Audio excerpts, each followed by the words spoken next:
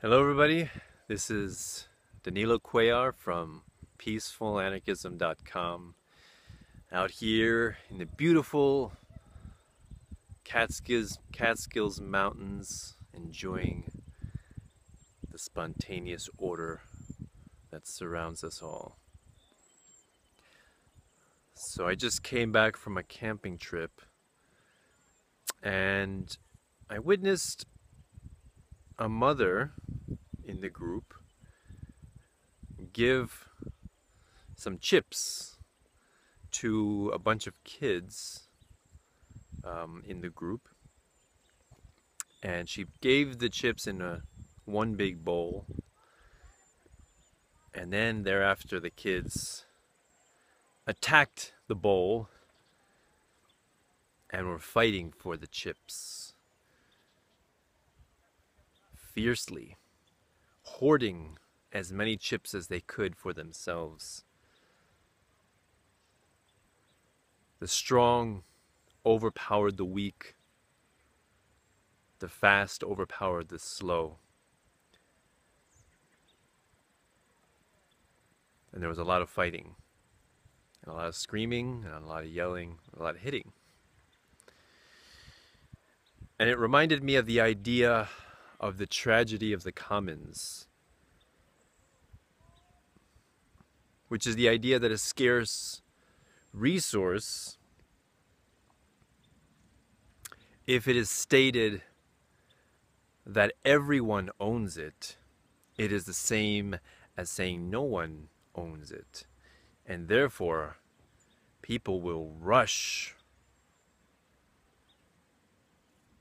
fiercely to try to acquire as much and to try to use and exploit and plunder this natural resource as quickly as possible, because they know that if they don't, other people will. And I thought, what would be a better scenario instead of this idea of public property, or everyone owns the chips, which would be private property. Would be, in the case of the chips, every child has a specific amount of allotted chips. And so there would be no fighting, there would be no yelling, no screaming, because everybody would understand that each child has a specific amount, and that's it. Now, there can be trading, there can be giving, but the children would understand that fighting would be automatically immoral, because they all started out with a specific amount of chips.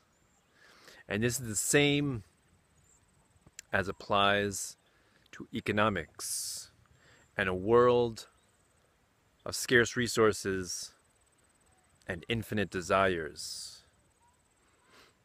The question is, how do we rationally allocate these scarce resources to satisfy as many desires as possible in the most moral and humane way? And one of the best ways that has been developed in modern industrialized societies is the idea of private property. And how do you acquire private property? Is a few ways. Through first user agreement, which would be you are the first to use an unowned piece of land, and you clearly demarcate your property, and you tend and take care of the property as you deem fit, and you become the rightful owner of this property. Or it could be homesteading, the mere fact of you transforming that property into something valuable that you can live in, something valuable that you can trade in. You create value by being on that property. or by gifting. You are given this property as an heirloom. You are handed, it is handed down through family, or it is given to you by another person through a mutual, consensual agreement or contract.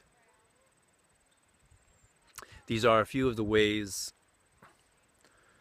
that private property can be acquired justly, morally, humanely.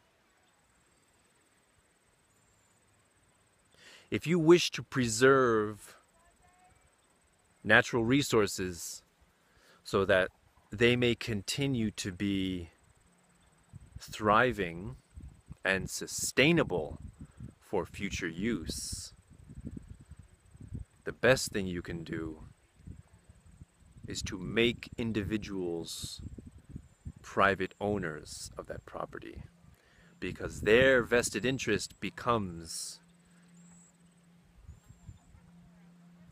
the success